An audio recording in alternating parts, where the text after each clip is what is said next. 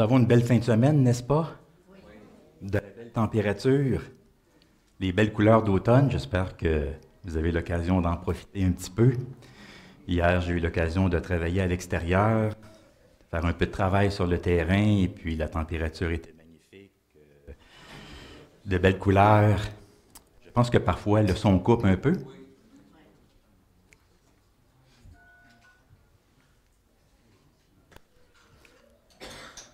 Alors, je vois la grande équipe technique qui travaille là-dessus. Alors, le contact ne se fait pas toujours, mais je pense que là, c'est bon. Merci beaucoup. Merci à notre belle équipe technique. Ils font vraiment un travail remarquable. La projection, le son, la caméra, YouTube, c'est vraiment beaucoup de travail. Alors vraiment, on peut les remercier. Ils ont fait un travail incroyable durant toute la pandémie. Alors, merci à vous tous pour ce que vous faites pour notre belle Église, notre belle communauté. Alors oui, comme Michel l'a mentionné ce matin, je poursuis cette nouvelle série de messages que j'ai commencé la semaine passée et que j'ai intitulé « L'Église que Jésus voulait ». Et au moyen de cette série, mais j'aimerais que nous puissions réfléchir un peu à ce que Jésus avait à l'esprit lorsqu'il a parlé de l'Église, de cette communauté de gens rassemblés en son nom, rattachés à sa personne. Alors, quelle est cette Église que Jésus voulait? Non pas l'Église que nous voulons, mais l'Église que Jésus voulait. Et pour trouver la réponse à cette question, eh bien, nous devons, comme je l'ai mentionné, nous tourner vers un discours de Jésus que nous appelons le discours ecclésiologique, ou on pourrait dire tout simplement le discours communautaire. C'est un discours que l'on retrouve dans l'Évangile de Matthieu.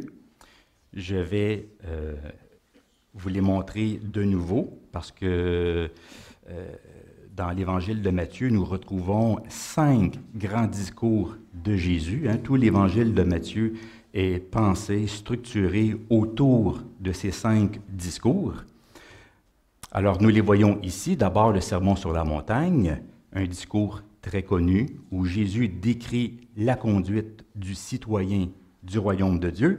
Le discours apostolique, c'est là où Jésus envoie ses disciples en mission, les 70 disciples, proclamer le royaume de Dieu partout en Palestine. Il y a le discours parabolique, c'est là où Jésus parle en parabole. Vous savez, le royaume des cieux est semblable à.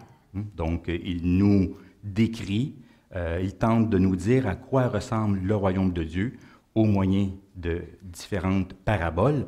Le discours, finalement, le 4e, ecclésiologique ou communautaire, où là, Jésus parle des relations entre frères et sœurs dans sa communauté.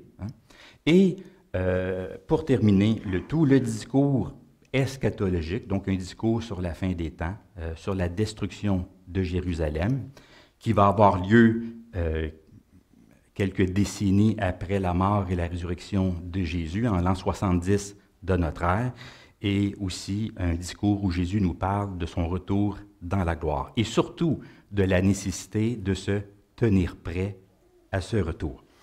Alors, au cours de cette série, nous nous attardons sur le 4e discours de Jésus, le discours ecclésiologique. Et c'est un discours qui est vraiment éclairant par rapport à cette vision d'Église que Jésus en avait. C'est que par ce discours, Jésus nous révèle, nous montre ce qu'il juge être important dans sa communauté, dans son Église et dans sa famille. Parce que le langage que Jésus utilise, c'est un langage qui est relatif à la vie familiale. Il est question des enfants, des petits-enfants, des frères et du Père céleste. Le langage est vraiment axé sur... c'est un langage qui est relatif à la vie familiale.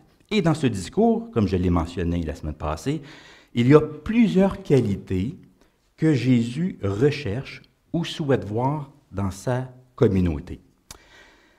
La semaine passée, nous avons pris le temps de lire ce discours en entier, question de se familiariser un peu avec ce discours de Jésus. Le but, c'était d'en prendre connaissance, de le survoler, et nous avons vu pourquoi ce discours est important. Ce discours nous montre que Jésus avait à l'esprit la formation d'une Église, d'une communauté chrétienne, comme résultante de sa proclamation du royaume de Dieu. L'Église, ce n'est pas une invention humaine. Parfois, nous entendons cela, l'Église a été inventée par les hommes. Ça a été inventé par les hommes pour mieux contrôler les hommes, surtout les femmes. Il y a toutes sortes de choses, des idées négatives qui circulent sur l'Église, mais en réalité, l'Église, le mot Église veut dire simplement communauté, assemblée, c'est le rassemblement du peuple de Dieu, des fidèles, la congrégation des fidèles.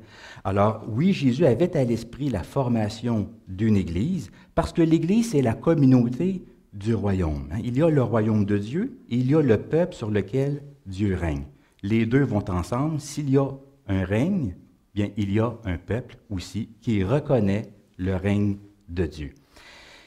Et ce que j'aime de ce discours, surtout, c'est que ça révèle le cœur de Jésus, ce que lui juge être important dans l'Église. Il y a toutes sortes de choses qui sont importantes pour nous dans l'Église, dans la communauté, mais dans ce discours, nous voyons ce qui est important pour lui. Et même sur quoi nous pouvons agir, et même que nous devrions agir d'abord et avant tout, pour que la vie en Église puisse être enrichissante, satisfaisante et même attirante pour les autres, pour la communauté autour de nous.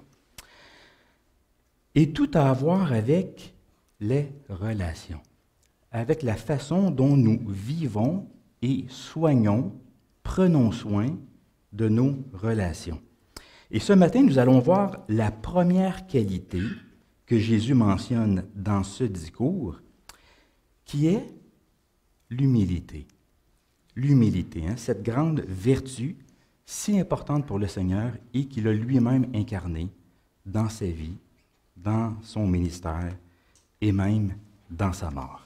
Alors, j'aimerais que nous puissions lire les 5 premiers versets de ce discours. On ne va pas relire tout le discours au complet, on va y aller section par section au cours des prochaines semaines. Donc ce matin, j'aimerais que nous puissions lire les 5 premiers versets. Alors à ce moment-là, les disciples s'approchèrent de Jésus et dirent : « Qui donc est le plus grand dans le royaume des cieux ? » Jésus, ayant appelé un petit enfant, le plaça au milieu d'eux et dit : « Je vous le dis en vérité, si vous ne vous convertissez et si vous ne devenez comme les petits-enfants, vous n'entrerez pas dans le royaume des cieux. C'est pourquoi quiconque se rendra humble comme ce petit enfant sera le plus grand dans le royaume des cieux. Et quiconque reçoit en mon nom un petit enfant comme celui-ci me reçoit moi-même. » Alors c'est la parole de Dieu pour nous ce matin.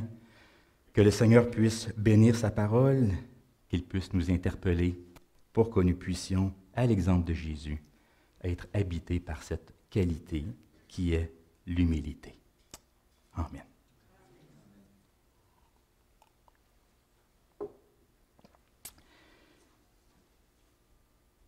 L'humilité. Il s'agit là d'une qualité, d'une vertu importante dans la Bible. C'est l'une des vertus chrétiennes par excellence. À plusieurs endroits, on nous exhorte justement à vivre avec humilité, dans nos rapports avec Dieu et dans nos rapports avec les autres. Par exemple, vous connaissez bien ce que dit le prophète Michée, chapitre 6, le verset 8, « On t'a fait connaître, ô homme, ce qui est bien, ce que l'Éternel demande de toi, c'est que tu pratiques la justice, que tu aimes la miséricorde et que tu marches humblement avec ton Dieu. » Aussi, l'apôtre Paul écrit dans l'Épître aux Éphésiens, chapitre 4, le verset 2, « Je vous exhorte donc, moi le prisonnier dans le Seigneur, à marcher d'une manière digne de la vocation qui vous a été adressée, en toute humilité et douceur. » Saint Augustin disait aussi, « Si vous me demandez quelle est la chose la plus importante dans la pratique de la religion? Je devrais vous répondre la première, la deuxième et la troisième chose, c'est l'humilité. Alors, c'est une vertu importante dans les Écritures, dans l'Église à travers le temps, à travers les siècles. Par contre, je sais qu'il y a beaucoup de malentendus sur ce que c'est que l'humilité. Comment comprendre l'humilité? Comment définir l'humilité? C'est une notion qui est assez malmenée, c'est difficile de la comprendre exactement. C'est même une notion qui est déformée. On a tendance peut-être à se dire qu'il faut se déprécier, avoir un discours négatif sur notre personne, dire qu'on n'est pas bon, qu'on est moins bon que les autres. Il y a toutes sortes de notions là, qui circulent sur l'humilité qui ne concordent pas avec ce que nous retrouvons dans les Écritures. Mais qu'est-ce que ça veut dire exactement, donc, être humble dans nos rapports avec Dieu et avec les autres? Il est difficile de trouver une définition simple et unique de l'humilité, parce qu'en réalité, l'humilité, c'est une vertu qui a plusieurs facettes. Il y a différentes façons de vivre l'humilité dans nos rapports avec Dieu et avec les autres. Et dans le texte d'aujourd'hui, bien, Jésus nous parle justement de l'humilité, de la nécessité de l'humilité et même de sa manifestation, de sa pratique dans la vie chrétienne. Et pour lui, l'humilité, du moins ici, il nous montre une facette de l'humilité, c'est de mettre de côté une préoccupation malsaine et qui n'a pas sa place dans la vie de foi. Il s'agit de ne pas nous soucier de notre rang, de notre position et de notre statut dans le royaume de Dieu, de ne pas nous soucier de notre importance, de notre influence et même de notre position dans la communauté chrétienne. C'est mettre de côté notre recherche de la grandeur, notre recherche de la reconnaissance, notre recherche des honneurs, notre fascination avec le rang et le statut social. Je remonte quelques années en arrière, quand j'avais 10 ans, 11 ans. J'avais un groupe d'amis.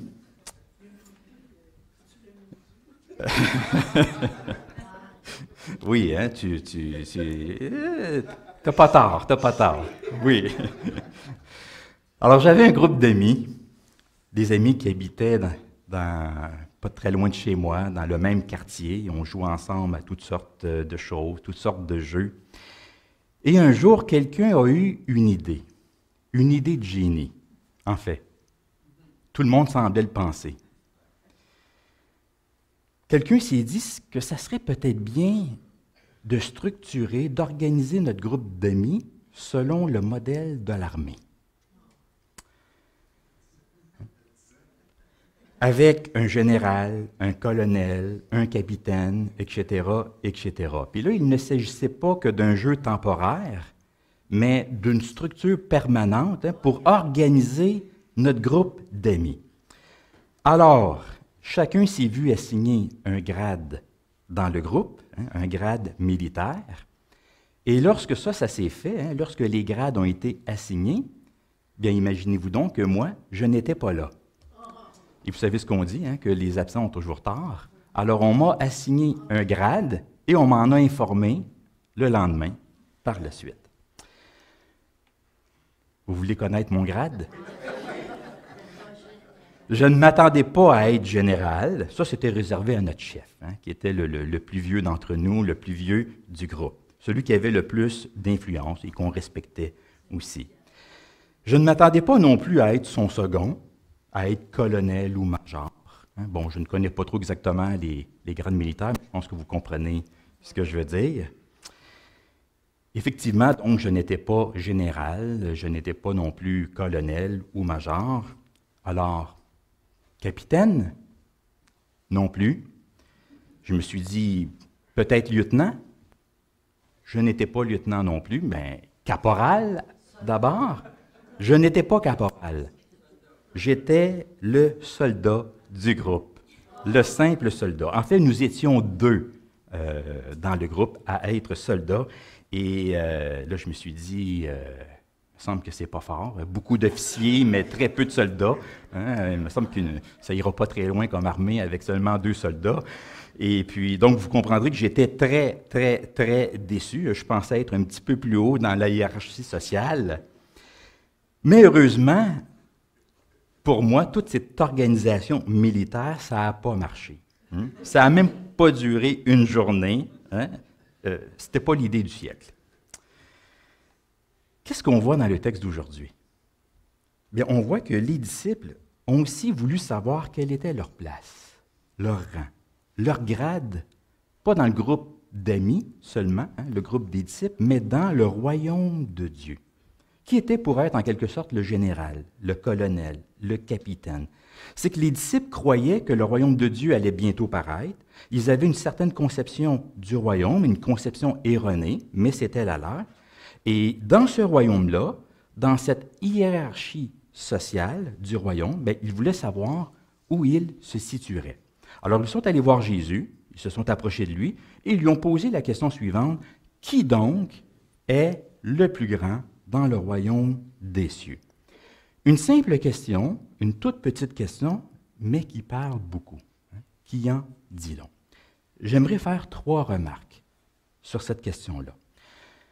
D'abord, au premier niveau, il s'agit d'une question qui porte sur l'organisation sociale du royaume de Dieu.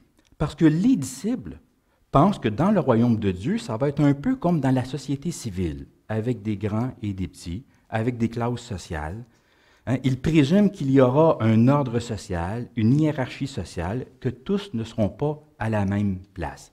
D'ailleurs, un peu plus loin dans l'évangile de Matthieu, on voit la mère de Jacques et de Jean qui est allée voir Jésus et qui lui a fait une demande. Et qu'est-ce qu'elle a demandé à Jésus? « Ordonne que mes 2 fils, qui sont ici, soient placés à ta gauche et à ta droite, dans ton royaume, quand tu vas venir dans ta gloire. » Autrement dit, c'est qu'elle voulait que ses fils soient bien placés dans la hiérarchie sociale du royaume, à la droite et à la gauche. Il me semble que ça serait bien, ministre de la Défense, ministre des Finances. Quelle a été la réponse de Jésus? Ça ne m'appartient pas. Ce n'est pas à moi de décider qui sera à ma droite et à ma gauche. Seul mon Père va le déterminer. Donc leur question, elle porte au premier niveau sur l'organisation sociale dans le royaume de Dieu. Ensuite, il s'agit d'une question qui habitait le cœur des disciples depuis un certain temps. Hein. Ce n'est pas nécessairement une question nouvelle, une question rapide, une petite question en passant comme ça. Des fois, ça nous arrive hein, de voir quelqu'un puis de lui dire une petite question en passant comme ça. Ici, là, ce n'est pas le cas. Pour eux, là, cette question-là, c'est quelque chose qui les habitait depuis un certain temps, qui faisait partie de leurs préoccupations. Et c'est là que c'est intéressant de comparer ce récit avec celui de Marc, parce que Marc aussi, dans son évangile, nous rapporte un peu les circonstances de la question. Ici, Matthieu, son récit, il est très simple. Matthieu met plus d'accent sur la réponse de Jésus, sur l'instruction de Jésus qui suit la question, mais on a très peu de détails sur les circonstances de la question. Par contre, dans l'évangile de Marc, il y a moins d'instructions concernant la réponse de Jésus, mais il y a plus de détails sur les circonstances du récit. Voyez ce qui est écrit, hein? Évangile de Marc, chapitre 9, au verset 33. Ils arrivèrent à Capernaum, et lorsqu'il fut dans la maison, Jésus leur demanda, « De quoi discutiez-vous en chemin? » Mais ils gardèrent le silence, car en chemin, ils avaient discuté entre eux pour savoir qui était le plus grand. Alors Jésus s'assit, appela les 12, etc., etc. C'est là qu'il place l'enfant au milieu d'eux et qui les instruit sur la grandeur du royaume de Dieu. Alors, vous voyez ici, les choses sont rapportées un peu différemment. Marc nous dit que les disciples ont une petite conversation en cours de route, en chemin. Ils ont discuté entre eux, peut-être même débattu, à savoir lequel d'entre eux est le plus grand dans le royaume de Dieu. C'est une discussion entre eux, pas entre Jésus et eux, juste entre eux. Et ils n'osent pas en parler à Jésus. Et une fois rendus à la maison, Jésus s'est rendu compte de quelque chose. Il s'est probablement rendu compte que la conversation avait été un petit peu plus animée que d'habitude. Alors Jésus leur pose la question, de quoi est-ce que vous parliez en chemin? Et les disciples n'osent pas lui dire de quoi ils ont parlé. Ils ont une petite gêne, peut-être même une honte. Ils savent que ce sujet de conversation-là n'était peut-être pas pour plaire à Jésus. Alors ils ne disent rien. Vous savez, parfois il m'arrive de surprendre Annie et Emma en train de discuter, de se dire des petites choses qui m'apparaissent un peu louches ou suspectes. Et, hein? Et là, je m'approche d'Annie et d'Emma, puis je leur pose la question, de quoi est-ce que vous parlez? Et là, Emma, elle me répond, de rien, papa, de rien. Hein? Emma aime les petits secrets, les petits secrets entre femmes, entre filles. Hein? Mais là, on dirait que les disciples, ils font un petit peu la même chose. Jésus leur pose la question, de quoi est-ce que vous parlez? Puis les disciples répondent, de rien, Jésus, de rien. Hein? Ils gardent le silence. Ils ne veulent pas lui dire ce qu'il en est.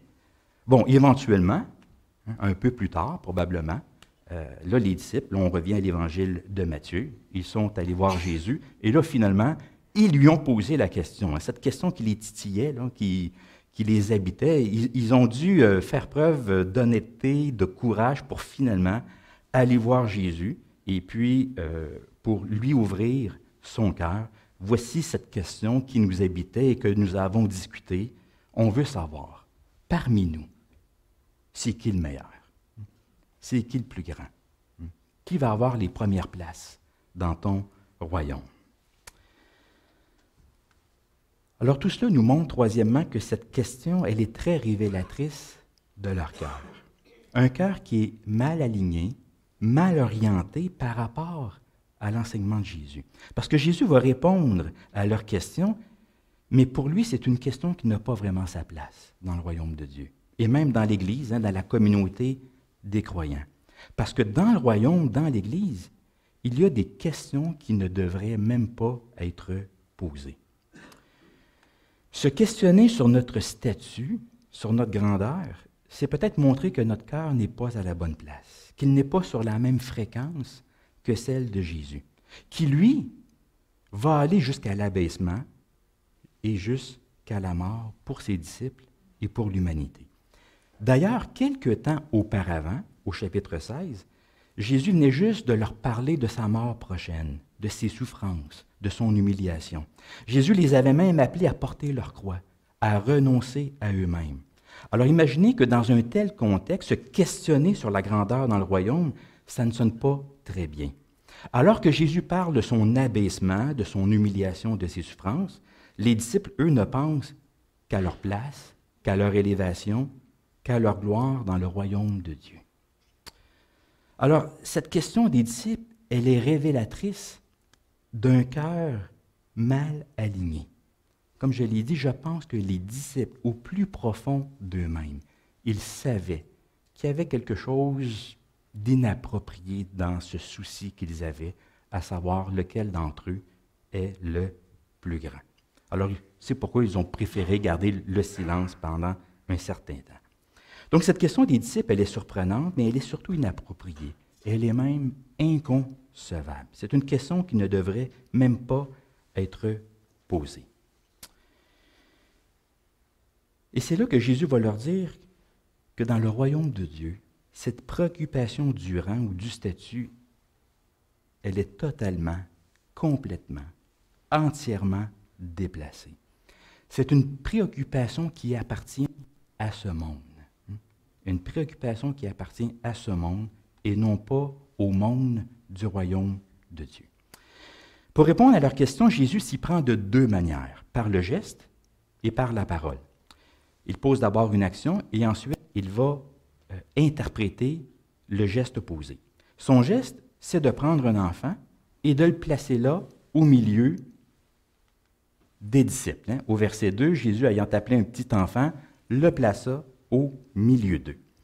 Ils sont à Capernaum, quelque part dans une résidence, donc ils ne sont pas seuls. Il n'y a pas que Jésus et ses disciples. Il y a sans doute d'autres personnes aussi. Certains pensent même qu'il s'agit de la maison de Simon-Pierre et que cet enfant pourrait être le sien. Mais bon, on ne sait pas, mais toujours est-il que Jésus prend un enfant, il le place là au milieu des disciples. L'enfant a dû se poser quelques questions, mais surtout, les disciples, qu'est-ce que Jésus est en train de faire? Hein? Juste là, avant même que Jésus ne dise quelque chose, juste là, c'en dit long. Hein? C'est parlant comme geste. Alors ça a dû surprendre beaucoup plus les disciples que l'enfant lui-même. Jésus fait venir un enfant ici, il le met devant eux. Pourquoi? Alors ensuite vient la parole, qui est l'instruction. Hein? Jésus aurait pu ne rien dire, mais il va interpréter lui-même son geste pour être sûr qu'il soit bien compris. Et Jésus va leur dire trois choses. Hein? C'est une réponse, son instruction vient en trois temps. D'abord, il va leur dire qu'il faut changer et devenir comme un petit enfant pour entrer dans le royaume de Dieu. Jésus leur adresse une parole solennelle. Il leur dit « Je vous le dis en vérité ». Hein? Donc, prêtons attention. Hein? « Je vous le dis en vérité. Si vous ne vous convertissez, c'est-à-dire si vous ne changez pas d'attitude, hein? Si vous ne changez pas votre manière de penser, si ici vous ne deveniez comme les petits-enfants, c'est-à-dire si vous ne vous identifiez pas à leur statut et à leur rang, je vais y revenir, vous n'entrerez pas dans le royaume des cieux. Alors Jésus commence par cela. Les disciples se préoccupent de leur place, de leur rang dans le royaume, mais Jésus, lui, parle d'abord de l'entrée dans le royaume de Dieu. Avant de savoir si on est grand ou petit, il faut d'abord y être entré dans le royaume et savoir comment y entrer. Donc, il faut devenir comme un petit enfant pour entrer dans le royaume de Dieu. C'est-à-dire qu'il faut adopter le statut, le rang d'un enfant. À cette époque, les enfants, en fait, la raison pour laquelle Jésus dit cela, c'est qu'à cette époque, les enfants, on ne les associait pas avec la grandeur, avec le pouvoir, la notoriété. Les enfants, à cette époque, oui, ils étaient valorisés, estimés. Les enfants étaient perçus comme étant des cadeaux de Dieu, des bénédictions divines. C'était une bénédiction d'en avoir beaucoup. Mais en même temps, socialement, on n'associait pas les enfants avec la grandeur. Ils ne faisaient pas partie des grands de ce monde. Au contraire, ils faisaient partie des petits de ce monde. Non seulement ils étaient petits physiquement, mais ils l'étaient aussi socialement. C'étaient des êtres totalement dépendants, dépendants de leurs parents pour leur sécurité, protection et subsistance. C'est que les enfants n'avaient rien à faire valoir. Ils n'avaient rien à mettre de l'avant pour impressionner les autres. Pas de titre, pas de réalisation, pas d'accomplissement, pas de diplôme. Des êtres fragiles, vulnérables, dépendants, et ils le savaient. Ils en étaient conscients. Alors les enfants, on ne les associait pas avec la grandeur. Et Jésus demande à ses disciples de devenir comme eux. Donc de s'identifier à eux, à leur statut, et donc se montrer dépendants. Ça veut dire que devant Dieu, nous n'avons rien à faire valoir. Nous sommes entièrement dépendants de lui et de sa grâce. Pour entrer dans le royaume, il faut se reconnaître petit devant Dieu. Reconnaître que nous avons besoin de sa grâce et de son pardon. On pourrait rapprocher cette parole de Jésus de celle que l'on retrouve dans le Sermon sur la montagne, quand Jésus dit « Heureux les pauvres en esprit, car le royaume des cieux est à eux. » La pauvreté en esprit, c'est la reconnaissance de notre besoin de Dieu. C'est comme si Jésus disait « Heureux ceux qui reconnaissent leur besoin de Dieu. Heureux ceux qui dépendent de la grâce de Dieu. Heureux ceux qui mendient la grâce de Dieu, car le royaume des cieux est à eux. » C'est quand même étonnant que Jésus leur parle de conversion pour entrer dans le royaume, alors que les disciples sont déjà convertis, ils sont déjà ses disciples, ils sont là avec eux. Mais il faut comprendre que si Jésus leur parle de ça, c'est parce que Jésus veut opérer un déplacement de préoccupation dans leur esprit. Ce qui est important, ce n'est pas la place qu'on occupe dans le royaume. C'est d'être dans le royaume tout simplement. Le plus important, c'est d'entrer dans le royaume. La question de notre position dans le royaume, c'est bien secondaire. Vous savez, tantôt je vous parlais, là, les 5 discours de Jésus, puis dans le deuxième discours, qu'on appelle le discours apostolique, Jésus a envoyé ses disciples, pas juste les 12 apôtres, mais 70 disciples, proclamer le royaume de Dieu partout en Palestine. Et à un moment donné, donc, quand les disciples reviennent vers Jésus, ils sont vraiment tout contents, tout excités. Les disciples disent à Jésus, même les esprits impurs nous étaient soumis. Et quelle a été la réponse de Jésus? Quelqu'un s'en rappelle? Jésus leur a dit, « Réjouissez-vous plutôt de ce que vos noms sont inscrits dans les cieux. Réjouissez-vous de cela. C'est cela qui est le plus important. » Donc Jésus veut opérer un changement, un déplacement de préoccupation. La place dans le royaume, ce n'est pas important. Assurez-vous d'y être, tout simplement. Réjouissez-vous de ce que vos noms sont inscrits dans les cieux. Alors, quelle va être notre place dans le royaume de Dieu? Je ne le sais pas. Vous ne le savez pas.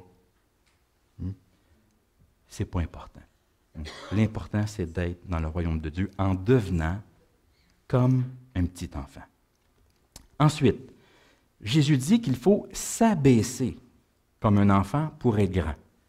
Verset 4. C'est pourquoi quiconque se rendra humble, donc s'abaissera comme ce petit enfant, sera le plus grand dans le royaume de Dieu.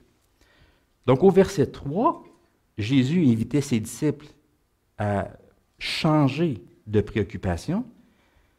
Ici, il est en train de renverser leur système de valeurs.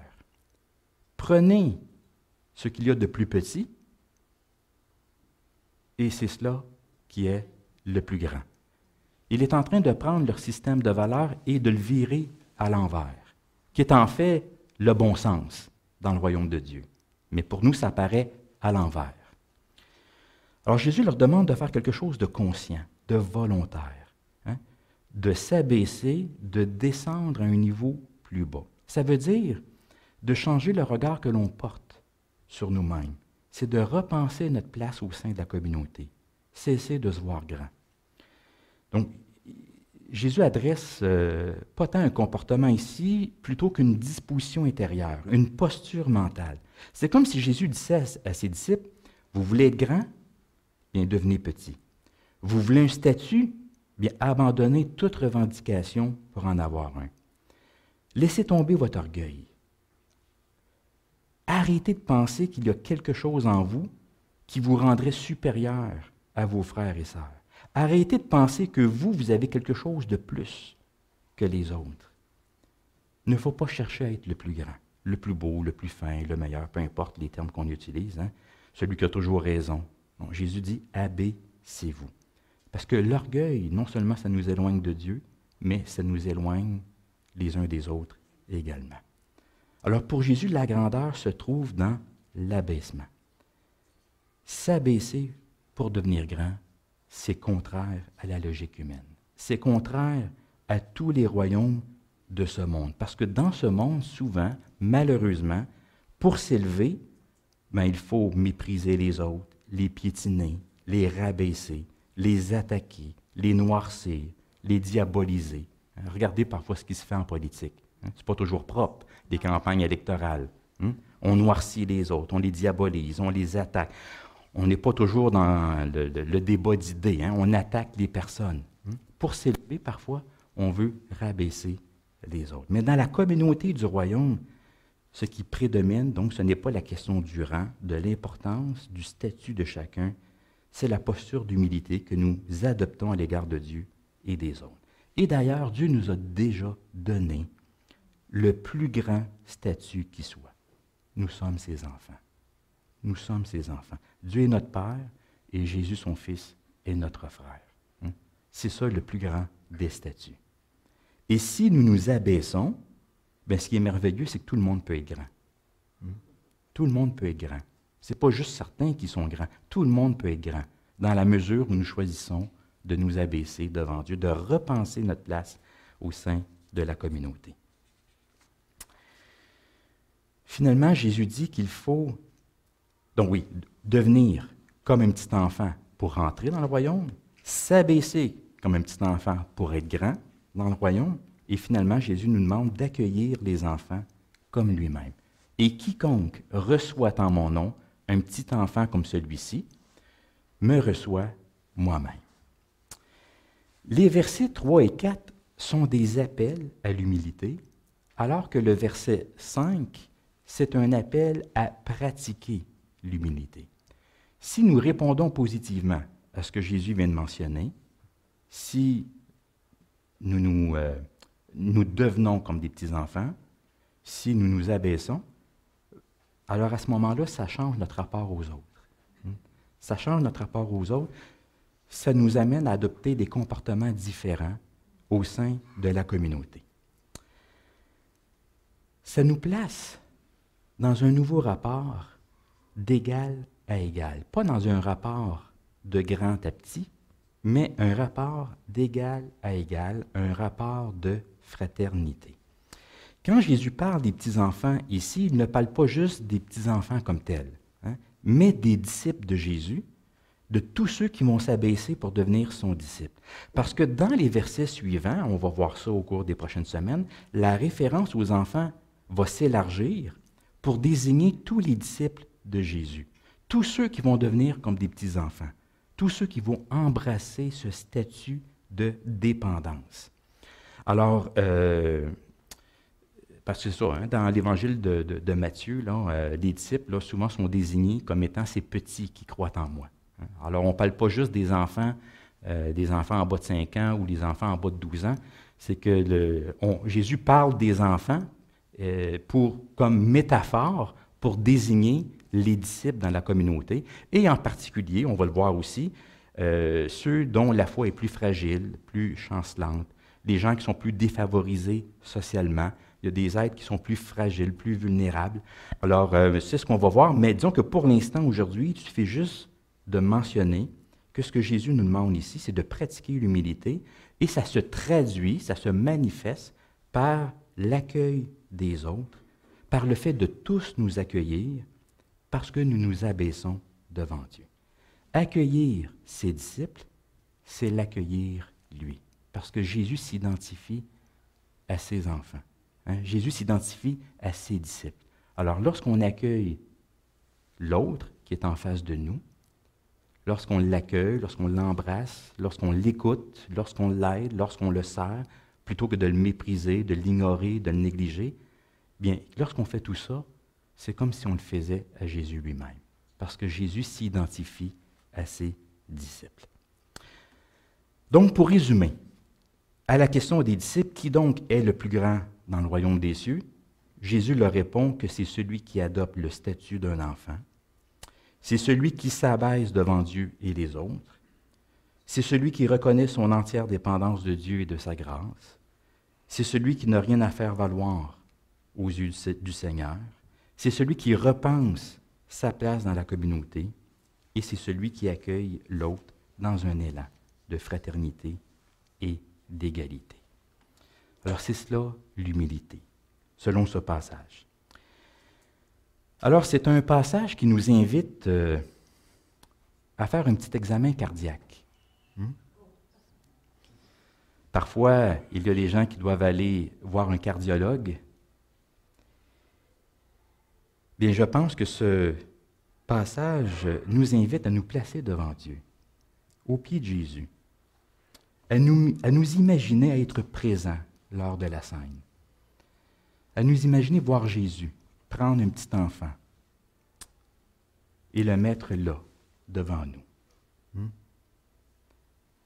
Imaginez un petit enfant, présent ici, là, devant nous. Malik, Elliot, Emma. Imaginez, le Seigneur prend les enfants que nous avons et il le met ici, devant nous. On se pose des questions. Et Jésus dit, devenez comme un petit enfant. Est-ce que je reconnais mon besoin de Dieu? Que je suis dépendant de sa grâce et de son pardon? Est-ce que j'accueille l'autre dans un élan de fraternité, d'égalité. Le Seigneur nous invite à faire preuve d'humilité, à être humble dans nos cœurs et à le manifester dans nos rapports mutuels. Je sais que ce n'est pas facile de pratiquer l'humilité, mais nous avons un modèle. Et notre modèle, c'est Jésus lui-même. Parce que lui s'est abaissé jusqu'à la mort. Jésus, c'est l'exemple suprême de l'humilité à l'égard de Dieu et à l'égard des autres. Jésus a dit que le plus grand, c'est qui? C'est celui qui s'abaisse. Celui qui s'abaisse le plus, c'est celui-là qui est le plus grand. Or, qui s'est abaissé le plus?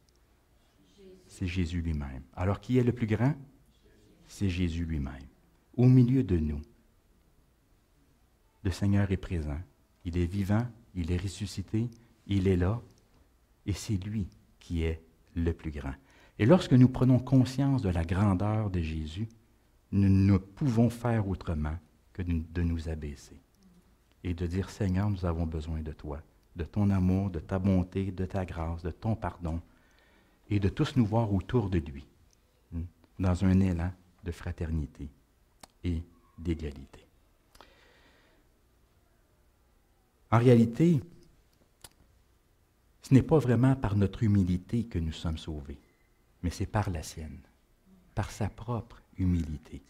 Oui, pour recevoir la grâce de Dieu, il faut s'abaisser.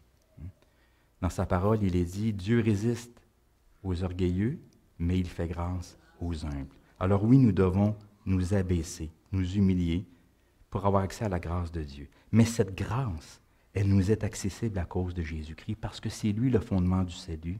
C'est par son humilité exprimée à la croix que nous sommes acceptés, accueillis et pardonnés par Dieu.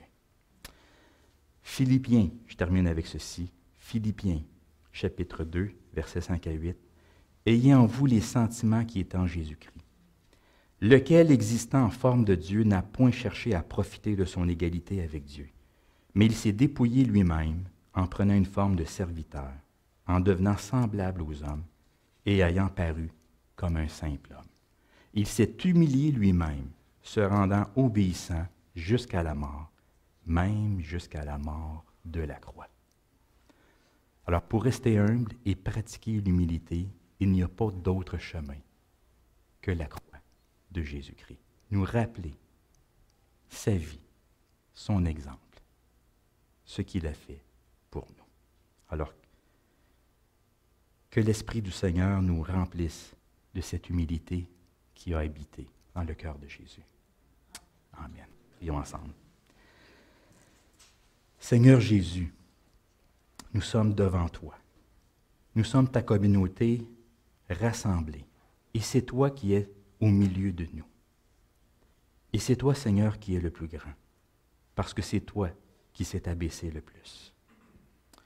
Seigneur, nous reconnaissons que nous sommes souvent loin de l'exemple de douceur et d'humilité que tu nous as laissé par ta vie.